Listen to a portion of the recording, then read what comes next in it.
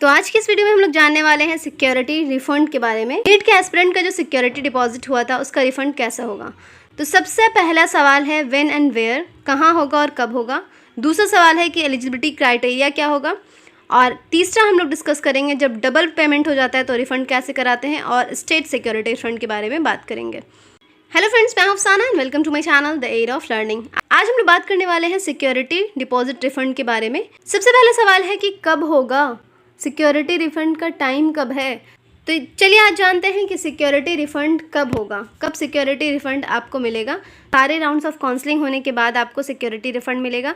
MCC जो है वो नोटिफाई करेगा आपको। एमसीसी वेबसाइट पे जिस तरह से आपको मिलता है नोटिफिकेशन, उस तरह से नोटिफिकेशन आएगा सिक्योरिटी रिफंड के लिए। जो फाइनेंशियल कस्टोडियन है वो इनिशिएट करेंगे रिफंड। जैसे ही नोटिफिकेशन आ जाएगा इनिशिएट करेंगे financial custodian refund 15 days of such notification. जैसे ही एमसीसी के वेबसाइट पे नोटिफिकेशन आएगा सिक्योरिटी रिफंड का, तो फाइनेंशियल कस्टोडियन जो होते हैं, फाइनेंशियल कस्टोडियन क्या होते हैं मैं बता देती हूँ। फाइनेंशियल कस्टोडियन जो होते हैं एमसीसी के बिहाफ में कलेक्ट करते हैं नॉन रिफंडेबल अमाउंट और सिक्योरिटी डिपॉजिट कैंडिडेट से, ठीक है। और फिर जब टाइम आता है तो सिक्योरिटी डिपॉजिट को वो वापस कर देते हैं, रिफ़ंड कर देते हैं, ठीक है। तो ये काम होता है फाइनेंशियल कस्टोडियन का। इनका मेल आईडी ये है financemcc@lifecarehll.com। अगर आपको कोई भी प्रॉब्लम होगी तो आप इस आईडी पे आप अपना प्रॉब्लम ईमेल कर सकते हैं। तो ये फाइनेंशियल कस्टोडियन जो है वो 15 डेज़, नोटिफिकेशन के 15 डेज़ के अंदर ही इनिशिएट कर देंगे रिफ़ंड, और 30 डेज़ में सारा रिफ़ंड कंप्लीट कर देंगे। नेक्स्ट सवाल है कि ये कहाँ होगा। Will be the security deposit refund. तो जो अमाउंट रिफ़ंड होगा वो सेम अकाउंट में रिफ़ंड होगा जहाँ से आपने सिक्योरिटी अमाउंट को डिपॉजिट किया था। आपको याद, आपने जब रजिस्ट्रेशन फॉर्म भरा था उस टाइम में आपने पेमेंट किया होगा।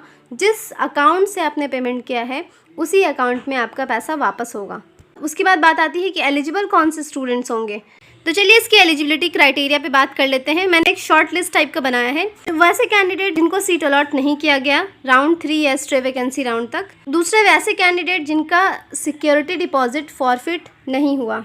ऐसे कौन कौन से कैंडिडेट हो सकते हैं? वैसे कैंडिडेट जिन्होंने राउंड 1 में सीट ज्वाइन कर लिया हो। दूसरा, वैसे कैंडिडेट जिन्होंने फ्री एग्जिट लिया हो राउंड 1 में और ज्वाइन कर लिया हो राउंड 2 का सीट। तीसरे, वैसे स्टूडेंट जिन्होंने ज्वाइन किया हो freshly allotted seat in round 2। चौथे, वैसे कैंडिडेट जिन्होंने राउंड 3 का सीट ज्वाइन किया हो आफ्टर अपग्रेडेशन इन राउंड 2। वैसे कैंडिडेट जिन्होंने फ्रेशली अलॉट सीट राउंड 3 में ज्वाइन किया हो। चौथा आता है डबल पेमेंट को कैसे रिफंड कराएं। सवाल का जवाब मैं दे देती हूँ। तो डबल पेमेंट का रिफंड कराने का जो तरीका है, डबल पेमेंट एक्चुअली क्या होता है कि जब आप रजिस्ट्रेशन फॉर्म भर रहे होते हैं उस टाइम में एक पेमेंट की जगह पे दो पेमेंट आप कर देते हैं। आपको लगता है ये पेमेंट नहीं हुआ, दूसरा फिर से कर देते हैं, पेमेंट हो जाता है, आपके अकाउंट से दोनों बार पैसे कट जाते हैं। उस कंडीशन में आपको क्या करना है, उस कंडीशन में आपको अप्रोच करना है फाइनेंशियल कस्टोडियन को। जैसे ही आपका रजिस्ट्रेशन विंडो क्लोज होगा उसके जस्ट 10 दिन के बाद आपको फाइनेंशियल कस्टोडियन को अप्रोच करना है। फाइनेंशियल कस्टोडियन जो होता है वो रिफंड कर देगा जो भी एक्सेस पेमेंट आपने किया होगा within 30 days of closing of registration window.